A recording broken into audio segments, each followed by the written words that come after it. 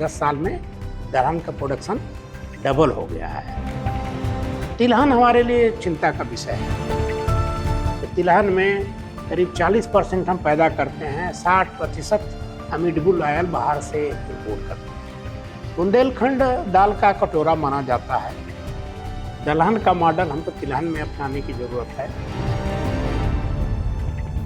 भारत में दलहन और तिलहन के मामले में आत्मनिर्भरता के प्रयास तेजी से हो रहे हैं। बेशक दलहन उत्पादन में काफ़ी तरक्की हुई है, लेकिन ज़रूरत के हिसाब से तिलहन उत्पादन को बढ़ाना अभी भी बड़ी चुनौती है।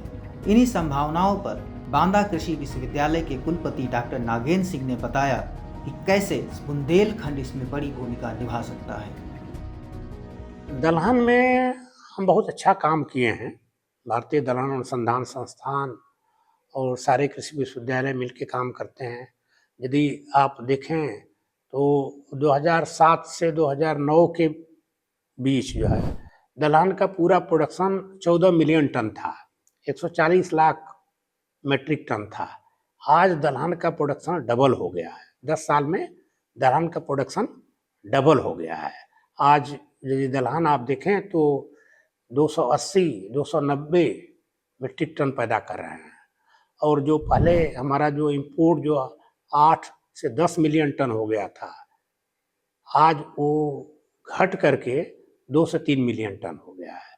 हमने अच्छा काम किया। सरकार ने अच्छी प्रजातियां निकाली, उन प्रजातियों का किसानों के साथ बीज किया। एक बीज हब की जो परियोजना एक सरकार की थी, 1000 करोड़ की, बहुत सक्सेसफुल हुई, और उससे निश्चित तौर से अच्छे क्वालिटी का बीज आया।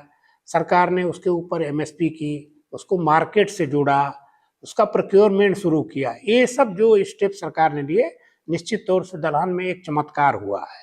लेकिन फिर भी हम अपनी आवश्यकता के अनुसार नहीं पैदा कर पा रहे हैं। अभी भी हमारा जो इंपोर्ट है वो हो रहा है, लेकिन जो बहुत सारे इंपोर्ट हमारे जो हैं लॉन्ग टर्म जो एग्रीमेंट हमने साइन किया है उसकी वजह से हैं, और इसको भी हम इसमें जो कहते हैं नियर सेल्फ सफिशिएंसी के करीब हैं, हो सकता है। तिलहन हमारे लिए चिंता का विषय है। तिलहन में करीब 40% हम पैदा करते हैं, 60% हम एडिबल ऑयल बाहर से इंपोर्ट करते हैं। जो एडिबल ऑयल जो बाहर से जो हम इंपोर्ट करते हैं उसमें भी इसका बड़ा मात्रा पोमोलिव ऑयल है, पाम ऑयल है, जो हम मलेशिया, इंडोनेशिया, श्रीलंका और अन्य देशों से हम मंगाते हैं। हमारा वो पारंपरिक और परंपरागत हमारा वो खाद्य तेल नहीं है, लेकिन वो ब्लेंड होकर के ये आता है। तो निश्चित तौर से हमारे पास तकनीकी की कोई ज़रूरत नहीं है, कमी नहीं है।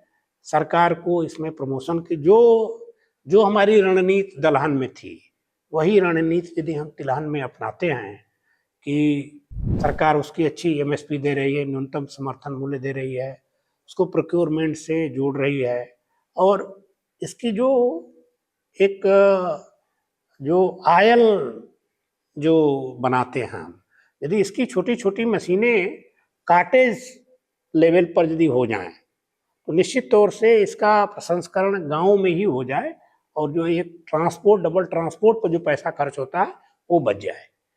वही तिलहन में भी जरूरत है। दाल की प्रोसेसिंग छोटी छोटी मिलों को बढ़ाने की जरूरत है।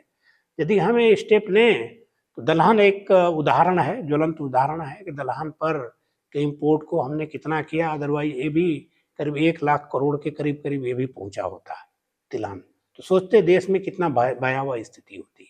निश्चित तौर से दलहन का मॉडल हमको तिलहन में अपनाने की जरूरत है। कृषि विज्ञान केंद्रों के द्वारा अच्छे खेतों पर तिलहन का प्रदर्शन लग रहा है, लेकिन और लगाने की जरूरत है। और हमने कहा प्रसंस्करण, इसकी मार्केटिंग पर ध्यान देने की जरूरत है। तो कृषि है एक स्टेट सब्जेक्ट है, राज्य का विषय है, और इस लोकतांत्रिक व्यवस्था के अंदर ये रिस्ट्रिक्ट करना किसी के लिए बड़ा मुश्किल है कि आप यही काम करिए। विशेष तौर से जो कल्टीवेशन किसी चीज का घटता और बढ़ता, उसके 2-3 कारण होते हैं। एक तो उसकी डिमांड क्या है। आप जानते हैं कि जो धान है, चावल जिसको जो यूज करते हैं, या गेहूं, हमारा एडिबल फीड है। एडिबल फूड है, स्टेपल फूड है, तो वो बहुत भारी मात्रा में कंज्यूम करते हैं। दूसरे, इसका एक सिस्टम, इन फसलों में जो शोध का काम हुआ बहुत अच्छा, उम्दा हुआ, केवल इंडिया में नहीं ग्लोबली बहुत अच्छा हुआ, तो उसकी प्रोडक्टिविटी बहुत ज़्यादा है, तो इसलिए उसमें प्रॉफिटेबिलिटी ज़्यादा है। अब सरकार उनको एक समर्थन मूल्य पर प्रोक्योर करती है और उसमें ईज ऑफ कल्टीवेशन है। एक सबसे बड़ी बात जो दलहन और तिलहन में या मिलेट में भी कहिए, हम जहाँ फेल होते हैं, अपने टारगेट को नहीं पूरा कर पाते हैं, वो ईज ऑफ कल्टीवेशन न होने की वजह से है। जैसे आप धान में देखें, गेहूं की मशीन आती है, पूरे एक बार कटाई करके चली जाती है, तो लेबर का समस्या उसमें नहीं है। जबकि दलहन तिलहन में अधिकतर हम तो कहते हैं 80% आज भी हाथ से कटाई मढ़ाई होती है। सीजन में लेबर नहीं मिलता है, लेबर मिलता हो बहुत कास्टली है, तो ऐसी परिस्थिति में ईज ऑफ कल्टीवेशन नहीं है। सरकार बहुत दिन से इस चीज़ पर वो कह रही है कि भाई क्रॉप की मेकिंग की जाए और वेदर बेस्ड क्रॉप प्रोडक्शन किया जाए, वेदर बेस्ड और डिमांड बेस्ड किया जाए। ये निश्चित किया जाए, जोन बनाए जाए कि भाई इस जोन में इस चीज़ की खेती है, अच्छी होती, तो इसको जो सरकार इंसेंटिवाइज करेगी।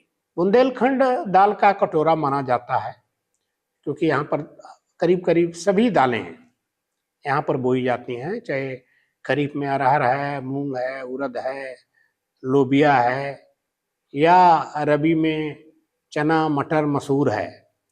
इसी तरह से तिलहन में भी एक बहुत बड़ा रकबा यहाँ तिलहन पर भी है। रबी में सरसों और अलसी होती है, और खरीफ में यहाँ तिल की बहुत अच्छी खेती होती है। तिल की खेती के लिए बुंदेलखंड जाना जाता है।